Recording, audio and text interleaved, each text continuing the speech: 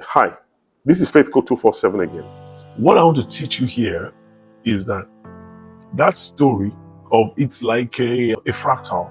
So what I want to teach you is that the story of creation in Genesis 1 is a story of God's redemptive plan, is also a story of a man's walk with God. See, the Bible says, and the earth was without form and void. You are that earth. You are the one. Without form and void, and darkness was upon the face of the deep. Man was created to exist in eternity with God.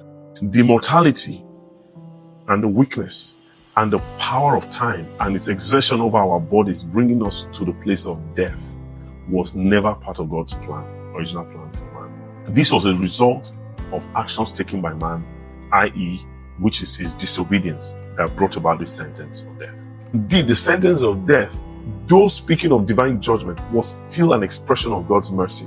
For had God not moved in the way that he did and prevented man from eating of the fruit of the tree of life, man would have been secured forever in his fallen state. There's so much we can learn from that, but today let's focus on this. So you are that earth, darkness reigning.